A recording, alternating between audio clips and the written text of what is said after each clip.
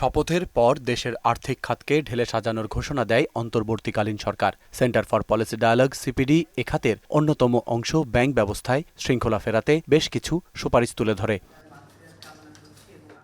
সংস্থার গবেষণা পরিচালক খন্দকার গোলাম মোয়াজ্জেম পুঁজিবাজার, বিমাসহ নাজুক অবস্থায় থাকা খাতের জন্য পৃথক কমিশন গঠনের পরামর্শ দেন। সব দায়িত্ব একটি কমিশনের হাতে দেওয়া দরকার নেই। ব্যাংকিং খাত কেউ দেখুক, একটা গ্রুপ দেখুক, পুঁজিবাজার একটি গ্রুপ দেখুক, এবং একই সাথে বিমা খাত আরেকটি গ্রুপ দেখুক। এভাবে আলাদা আলাদাভাবে করে দিলে দ্রুততম সময়ে তারা এই সমস্ত তাদের যে সাজেশনগুলো এগুলো যদি সরকারের হাতে দেয় তাহলে সরকার সেগুলোর মাধ্যমে কাজ করতে পারবে। ব্যাংক ব্যবস্থায় দ্বৈত শাসন অবসানের জন্য ফিনান্সিয়াল ইনস্টিটিউশনস ডিভিশন এফআইডির বিলোপ প্রস্তাব তুলে ধরেন সিপিডির সম্মাননীয় ফেলো মুস্তাফিজুর রহমান। দাবি জানান দুর্নীতির শ্বেতপত্র প্রকাশের। শ্বেতপত্র প্রকাশ করতে হবে, হোয়াইট পেপার।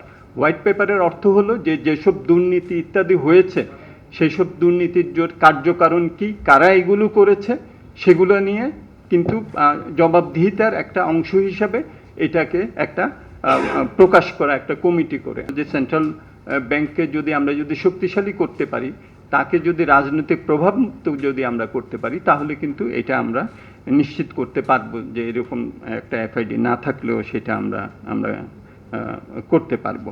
আর নির্বাহী পরিচালক ফাহমিদা খাতুন বলেন, দেশের আর্থিক খাতের নিয়ন্ত্রণ বিশেষ ব্যক্তি বা প্রতিষ্ঠানের কবজায় থাকা চলবে না। থার্ড ফোর্থ চলে এসেছে, তো এরা একেবারেই চলার মতো না, তাদেরকে ক্লিনিক্যালি ডেড বলা যায়।